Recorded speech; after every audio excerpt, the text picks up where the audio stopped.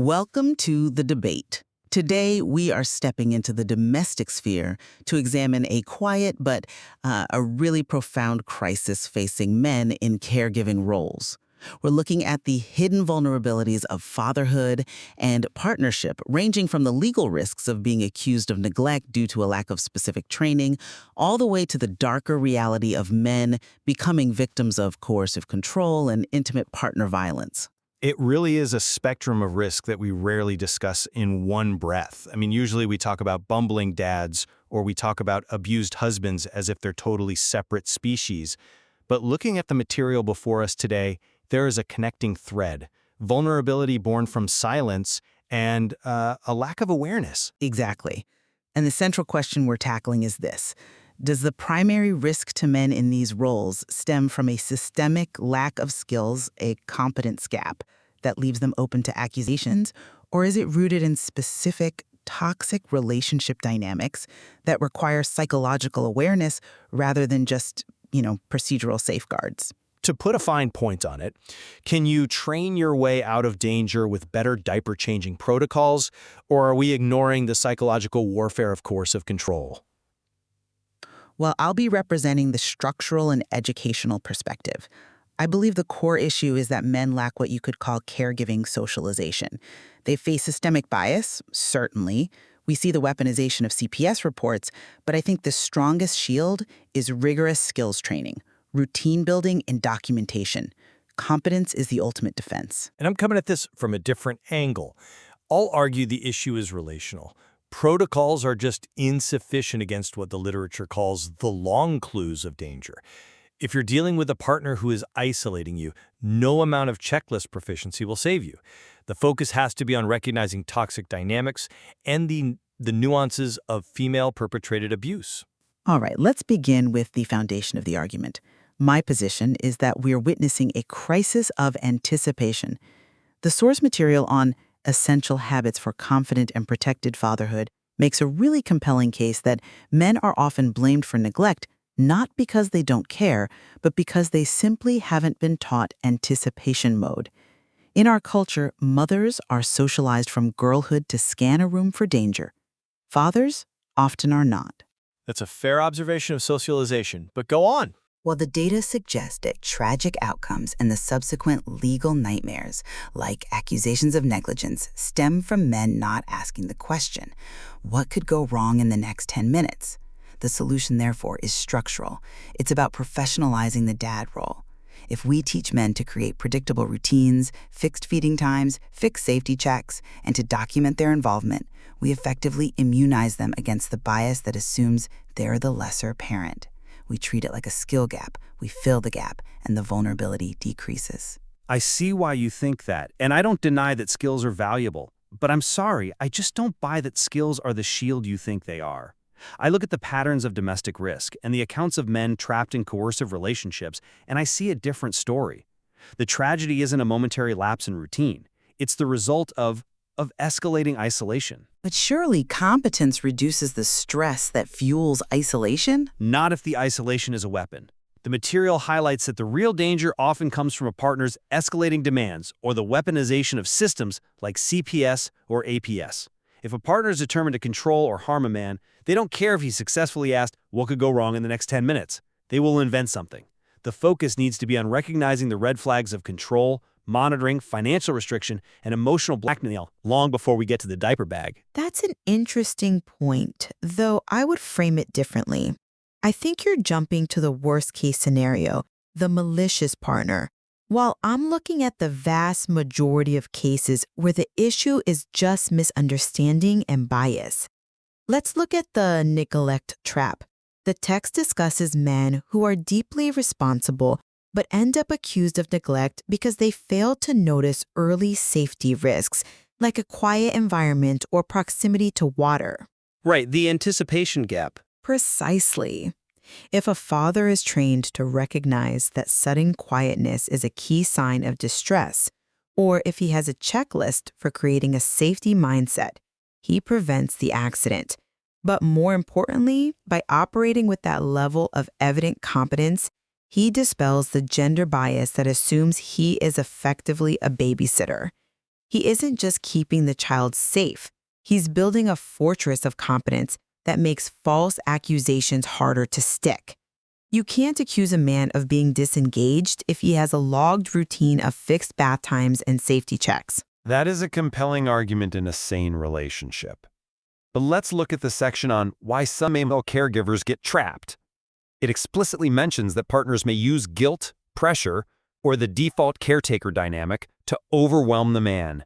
In that context, your checklist becomes a shackle. How so? Because the partner who wants to find fault will simply move the goalposts.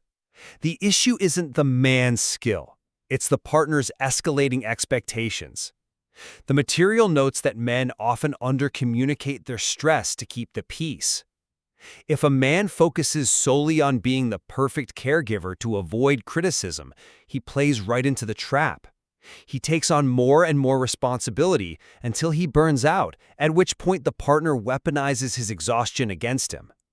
The synthesis here is tricky, but I maintain competence is irrelevant if the partner is committed to, distorting the caregiving reality. I'm not convinced by that line of reasoning because it assumes the man is passive. My proposal involves active documentation. The source material advocates for a public record approach. Shared calendars, tracking school communications, saving messages about childcare decisions. This isn't just about doing the job. It's about creating objective proof. And this is where we really clash. You're championing documentation, I'm championing anti-isolation. You see a spreadsheet, I see a lifeline. I mean, if you're at the point where you need to save text messages to prove you fed your children, you are already in the danger zone. But it provides clarity. It prevents the "I thought you were watching them" dispute. It might win a court case, but it doesn't prevent the tragedy. Look at the patterns of domestic risk. It identifies the long clues of domestic risk. Tragedy happens when families avoid doctors, schools, and neighbors. The myth of rising female violence source notes that violence rises when people feel trapped. If a husband starts rigidly documenting everything to defend himself, he might inadvertently exacerbate the feeling of a power struggle. It looks defensive. It looks adversarial. So what's the alternative? Just hoping for the best? No, the alternative is breaking the bubble. The text explicitly says the superior strategy is involving teachers, doctors, or relatives. You don't just write down that you took the kid to the doctor. You make sure the doctor knows you.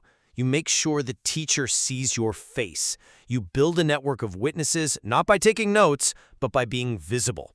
That breaks the isolation that allows abuse to fester. I can concede that visibility is a form of documentation. It's living documentation. But I want to pivot to the darker side of this discussion, which you alluded to, the actual physical danger to men. We have source material discussing the myth of rising female violence. A controversial topic, certainly. It is, but we have to be precise. The data indicates that, while media coverage has increased, female-perpetrated violence remains a small minority. The text suggests that when violence does occur, it's often driven by self-defense, retaliation, or long-term trauma. I worry that by focusing too heavily on toxic dynamics and murder plots, we're panicking men into thinking their wives are plotting against them, when the reality is often just a chaotic family system cracking under economic pressure. I come at it from a different way, specifically looking at the AI overview regarding normal-looking wife murder. You can talk about statistics, but we have to talk about the nature of the threat. The cases of Chris Mills and Aaron Goodman are chilling because of how normal the surface looked. But are those outliers? They are outliers until they happen to you. In the Chris Mills case, he survived a murder plot orchestrated by his wife and her lover during a weekend getaway. He was completely unaware. This challenges your whole idea that competence or good behavior protects you. You can be a great dad, a good husband, and still be the target of what the text calls a ruthless desire for financial freedom. So you're suggesting greed is the driver, not relationship breakdown. The text is explicit. Financial control and greed, specifically regarding life insurance, are gender-neutral drivers of homicide. My job here is to look at the edge cases that prove the rule. These events are often triggered by minor issues like a financial dispute or a row over a meal.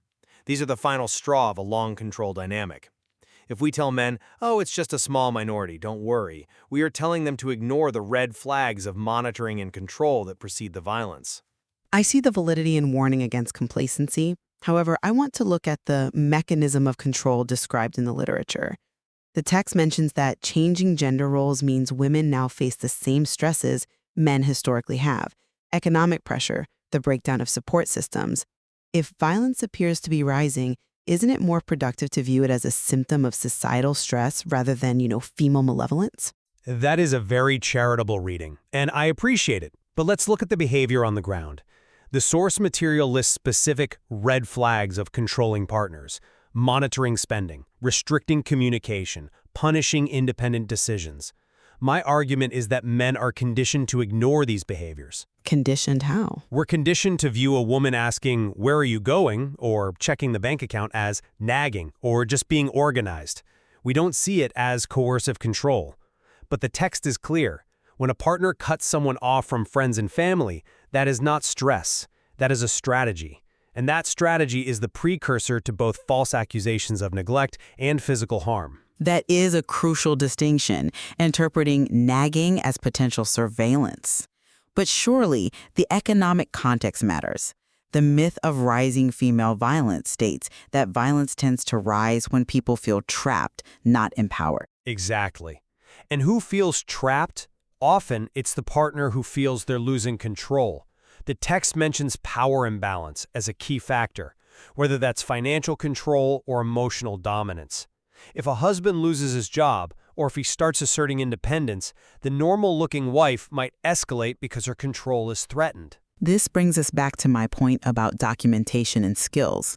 If the trigger for violence or accusation is the partner feeling out of control, then a man who is calm, structured, and competent, who has set boundaries when overwhelmed, as the Habits Guide suggests, is actually de-escalating the situation. He is removing the chaos that feeds the toxicity.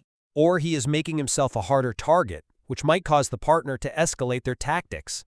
That's the catch-22. Let's try to synthesize this. I believe that clarity reduces conflict. The Essential Habits Guide suggests specific communication habits. Confirm who is responsible for the child. Share updates. Clarify expectations. This removes the ambiguity where "I thought you were watching him" turns into a neglect accusation. I agree that clarity is good, but safety requires relational awareness. The Patterns of Domestic Risk emphasizes that you cannot control another person's behavior, only your proximity to it. The most effective habit isn't just checking the bathwater temperature, it is checking the temperature of the relationship. Is there secrecy? Is there fear? Is there a family system that normalizes dysfunction? That's an interesting point, though I would frame it differently. You can't leave a relationship if you lose custody because you are framed as incompetent. So you need the skills first to ensure you have the standing to protect yourself and the children later. That is a fair strategic point. You need the public record of involvement, the doctor visits, the school pickups, to prove you're a primary caregiver. That protects you legally. But you need the psychological awareness to know when to get out before the minor argument becomes the final straw. And both require breaking the silence. The deeper truth section in our source material resonates with me. Most fathers are capable, loving, and responsible. What they often lack is training, practice, and social support. And on my side, the deeper truth is that danger grows in silence. Whether it's the silence of a man trying to keep the peace while his wife plots a life insurance payout, or the silence of a family cutting off their neighbors.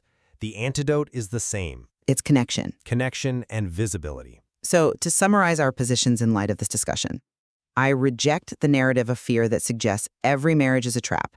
Most fathers simply need the tools to do the job well.